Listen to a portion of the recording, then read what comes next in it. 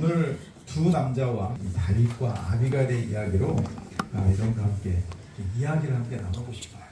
그냥 함께 나누고 싶으면서 이 말씀을 통해서 제게 주는 메시지였는데 우리 동자분들과 함께 나누고 싶어서 이 말씀을 가져왔습니다. 이야기는 너무나 잘 아는 이야기죠. 사무엘이 죽었습니다. 그리고 라마에서 이제 그 장사를 지내고 있는 동안에 다윗이 바란강으로 내려옵니다. 그리고 마온이라는 곳에 갈멜에서 사는 한 부자가 있었는데 나발이라는 사람이었고요. 그의 아내 이름은 아비가일이었습니다. 여자는 아비가일은 총명하였다고 기억하고 있고요. 용모도 아름다웠다고 기억하고 있습니다. 그러나 반면에 남자는 완고하고 행실이 악하였다라고 기록하고 있습니다. 지도상으로 보시면은 저 위에 있는 곳이 라마 곳이고 기브아에 사울이 있습니다. 예루살렘 바로 위에 있죠. 그리고 여기 있구나. 네, 여기가 라마에서 지금 사무엘이 장례식을 치르고 있는 동안이고요. 사울은 여기 기브아에 있습니다. 다윗은 이쪽에 있다가 이 바란강으로 내려왔어요.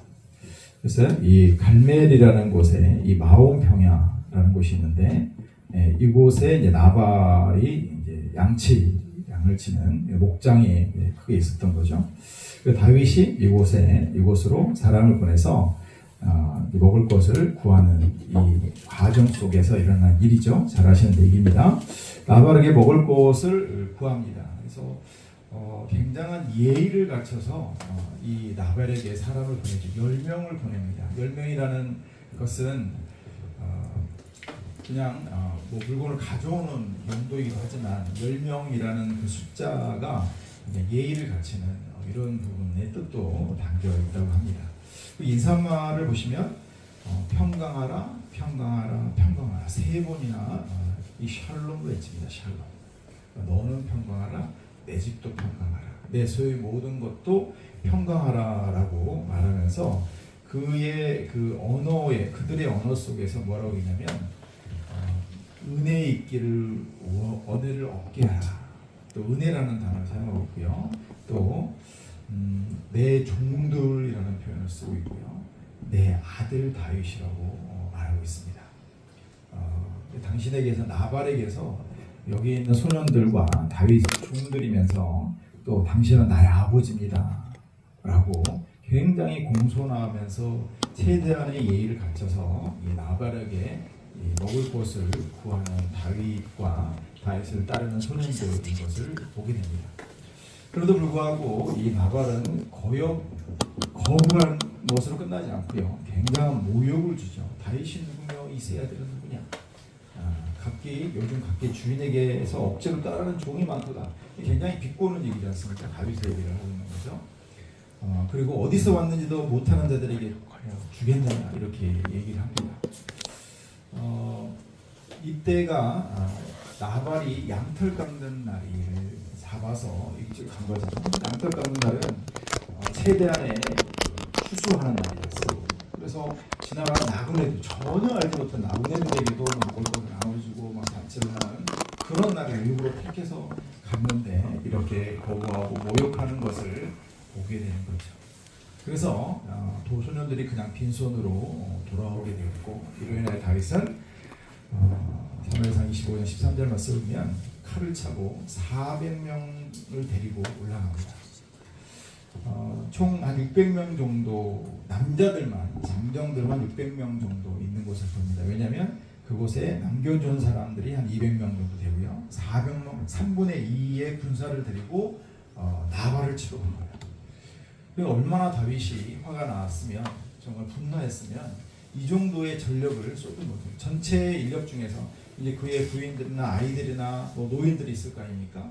그들을 보호하기 위해서 200명만 남기고 전체 군사들 중에서 3분의 2를 전부 다 칼을 차고 무장을 해서 이 나발의 진영으로 나아가는 이 다윗과 함께하는 사람들의 모습을 봅니다.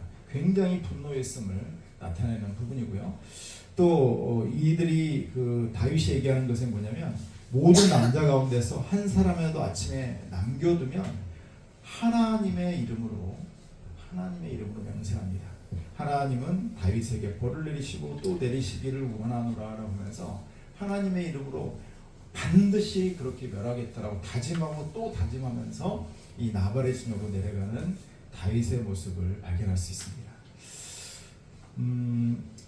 나발이 이 다윗의 요청을 거절할 때 같이 있었던 하인들이 아무리 봐도 자기 주인이 너무한 것 같아서 그의 아내인 아비가일에게 가서 얘기를 합니다. 뭐 잘하는 얘기지만 한번 말씀을 다시 한번 보면 주인이 다윗의 무리들을 모욕하였다라고 보고하고 있습니다. 그리고 그 사람들, 이 다윗에 함께했던 사람들이 우리를 함께했던 양과 소를 치는 목축업을 하는 그들의 사람들을 선대하였다. 매우 선대하였다. 그 사람들이 지금이 아니고 과거에 계속해서 그 양치는 동안에 마온평야에서 양을 치며 사는 동안에 그렇게 했었다라고 또 이 아비가일에게 얘기를 하였고요. 또 더 나아가서는 이 하인들이 상당히 지혜로운 것 같아요.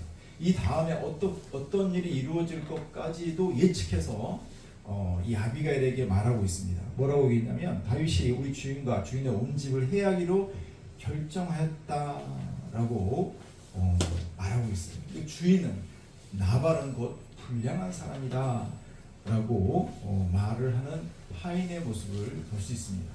하인이 어떻게 주인을 이렇게 말할 수 있느냐라고 말할 수 있겠지만 지금 이들에게 있어서 나발만 죽는 게 아니고요.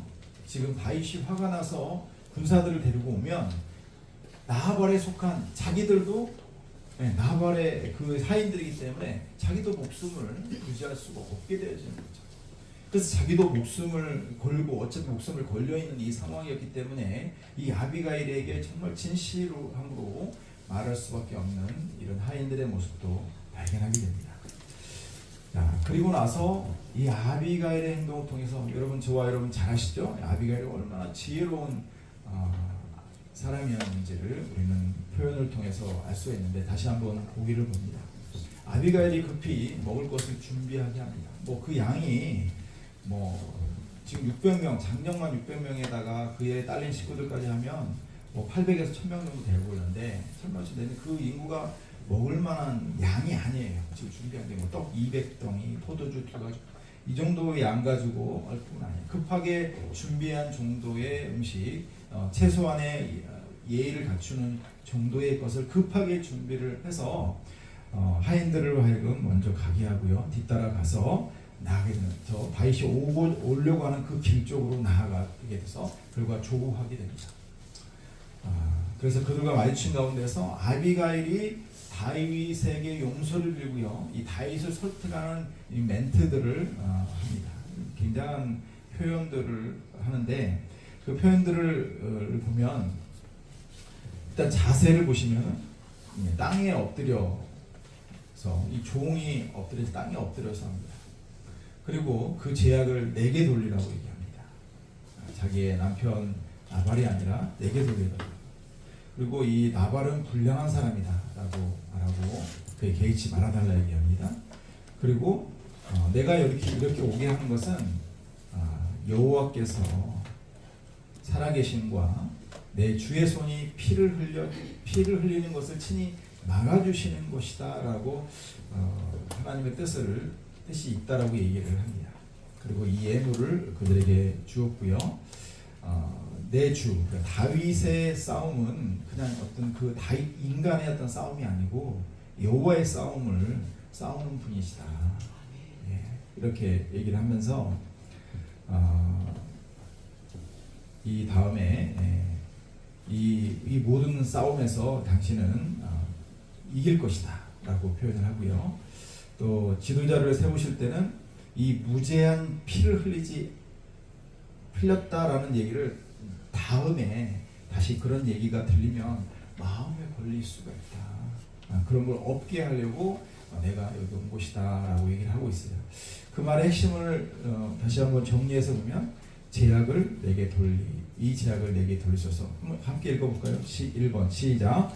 이 제약을 내게 돌리소서. 2번 어리석은 나발을 신경 쓰지 마소서. 3번 하나님께서 자신을 보내 다윗의 보복을 막으신 것이다. 4번 그들에게 이 예물을 주게 하소서. 5번 다윗은 여호와의 싸움을 세우고 있습니다. 6번 여호와께서 다윗 백성을 구하시고 원세 생명을 던지실 것입니다. 7번 다윗이 왕이 될 때 위대한 표로 기록하시면 걸리시는 일이 될 것입니다.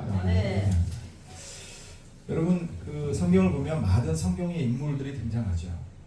그런데 어떤 사람은 한 절 잠깐 나오고요. 어떤 사람은 또 몇 절에 거쳐서 이렇게 나오기도 합니다. 그런 성경 그런 인물들이 많이 나오죠. 근데 오늘 본문의 이야기는 이 다윗과 아비갈의 얘기는 한 장을 할애해서 굉장히 이 많은 양이 기록되어 있어요. 25장 전체에 걸쳐서 이 아비갈과 다윗의 이야기를 다루고 있습니다. 그래서 이것을 성경에 기록한 이 목적은 이 성경을 보는 하나님의 사람들에게 교훈을 주고자 함이죠. 이것을 통해서 깨닫게 하고자 하는 하나님의 뜻이 있다는 것을 우리는 믿고 있습니다. 아멘, 아멘이시죠? 네. 그래서 이 이야기를 들은 다윗은 이 아비갈의 이야기가 너무나 기가 막힌 거예요. 논리적으로도 그렇고요, 상황적으로도 그렇고요, 이성적으로 감성에 치우치 않, 자기 분노한 감성에 치우치 않다면 정확히 맞는 얘기라는 것을 판단해야 됩니다. 다윗이 사실은 위대한 종이 되는, 다윗이 위대한 왕이 되는 과정 중에서 이와 같은 아비갈 같은 사람의 역할도 분명히 있었고요. 이 아비갈의 이 조언을 굉장히 정말 멋지고 바르다는 것을 깨달았다는 것을 뭘 보면 알 수 있냐면 후에 나발이 죽자 그를 아내로 초청하지 않습니까? 그럼 왕이 나중에 왕이 되었고요. 그 왕의 아내가 되었습니다. 이 시대에 이미 다윗과 다윗의 이야기는 그 중에 소문이 팽배한 상황이었습니다. 다윗은 이미 기름 부음을 받았습니다. 소년일 때 이미 기름 부음 받았죠. 그리고 그는 이 국가적으로 굉장한 영향력을 끼쳤죠. 또 군사적으로 뭐 장군으로서나 전쟁터에 승리하였고요. 또 골리앗과 싸움에 이은 이야기뿐만 아니라 그 뒤에도 계속적으로 큰 역할을 감당했습니다. 그럼에도 불구하고 사울은 이 다윗을 죽이려고 한 거죠. 왜? 후계자로 그 다음 왕이 될 것이라는 걸 알았기 때문에 더더욱 그랬던 것이죠. 그래서 그를 죽이려고 했지만 이 다윗은 끝까지 사울을 죽일 수 있음에도 불구하고 죽이지 않고 보호함으로 도망자였지만 계속해서 인내하였습니다. 왜? 하나님의 기름 부은 자였기 때문에. 아멘. 네. 그래서 이 이야기들이 이미 이 나라에서 팽배하고 있을 차기의 지도자로 세워질 것이라는 이야기가 팽배한 상황이었습니다. 그런 상황 속에서 이 아비가일의 행동은 정말로 우리가 본받을 만한 지혜로운 행동이었음을 우리는 확인할 수가 있습니다. 이 다윗과 아비가일의 얘기, 아비가일의 지혜를 배워야겠다. 아비가일의 지혜가 너무나 귀한 지혜구나라고 느낍니다. 물론 느낍니다만 그것만이 아니고요. 이 다윗의 입장에서 여러분의 하나님의 기름 부은 자의 입장에서 바라봤을 때 이 메시지가 주는 의미는 무엇인가? 내게 주시는 메시지는 무엇인가? 이 부분을 우리가 돌아봐 생각해 봐야 할 것입니다.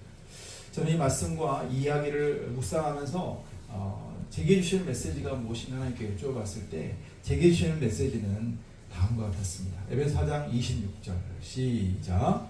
분을 내어도 죄를 짓지 말며 해가 지도록 분을 품지 말고 7절 나에게 분을 짓지 말라. 따라하겠습니다. 분으로 죄를 짓지 말라. 분으로 죄를 짓지 말라. 아멘. 자, 다윗이 분노할 만한 타당한 이유는 분명히 있었습니다. 그렇죠.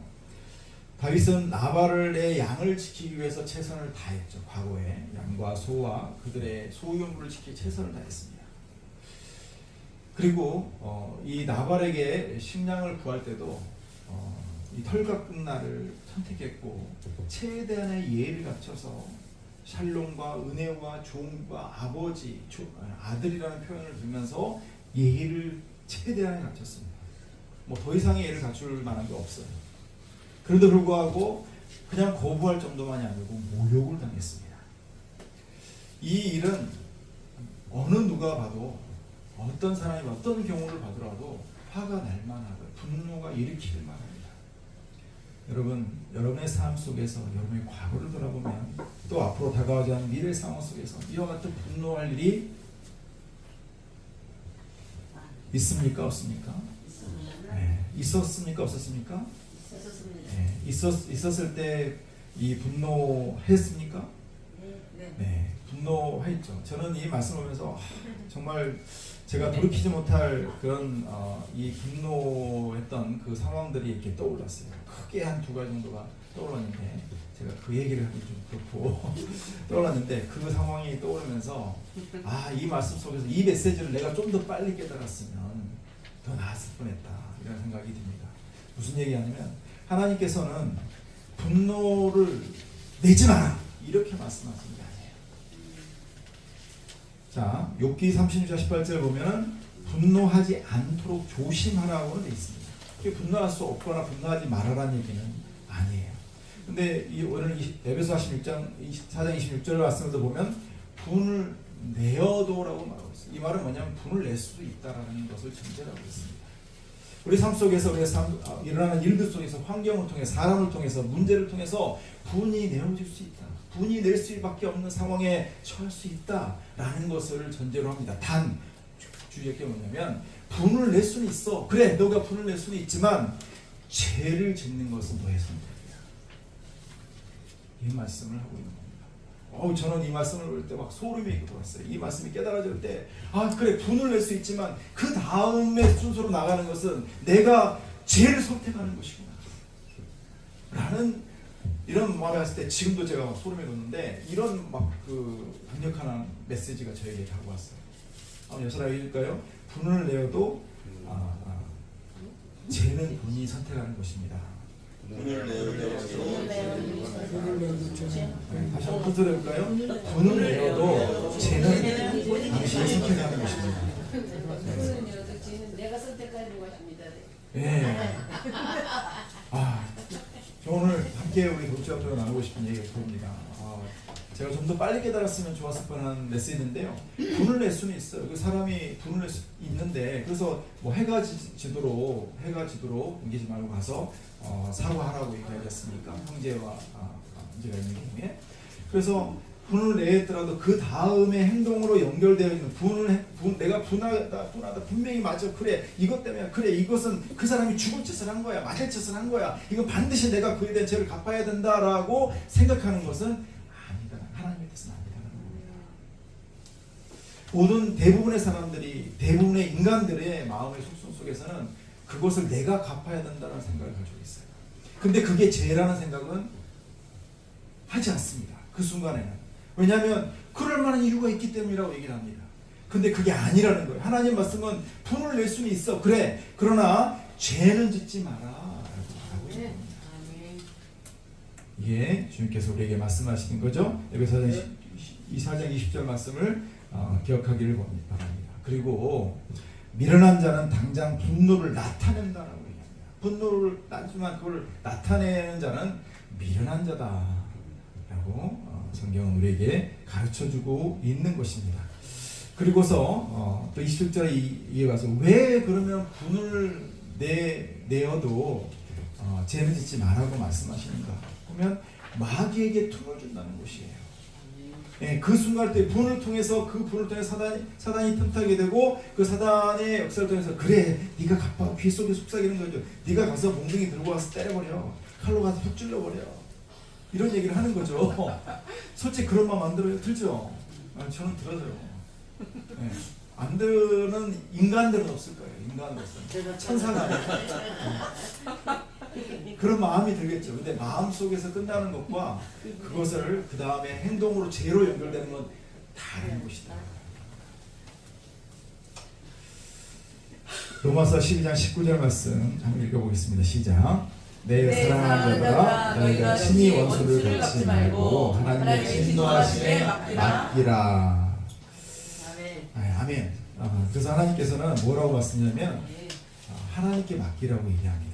원수 갚는 것이 내게 있으니 내가 갚으리라 주께서 말씀하시니라. 그러면 우리는 어떻게 하면 됩니까? 그럼 분노하면 막 물러와요. 그럴 수밖에 없는 상황과 환경과 문제가 있습니다. 그럼 어떻게 해야 돼요? 일러야 되죠. 그렇죠? 우리 어린아이 같은 마음으로 엄마 아빠께 일러야 되는 거예요. 우리 아버지 되신 하나님 앞에 구하는 겁니다. 구하는 겁니다. 그러면 그분이 대신해서 나타내실 것이다, 갚으실 것이라고 말씀하고 있는 것입니다. 아멘. 확실히 그분을 믿으시기를 주로 축복합니다. 우리 주의 종이라 하면서 하나님을 믿는다면서 그분의 말씀을 믿는다면서 이 주님이 주시는 말씀, 그것을 하나님의 진노하심을 맡기라고, 친히 원수를 갚으려고 하지 말아라고 말씀하시는 그 말씀 앞에 나를 내어놓기를 주님 축복합니다. 그럼 하나님께서 대신하여 심판하셨다라는 것을 우리는 볼 수 있고요.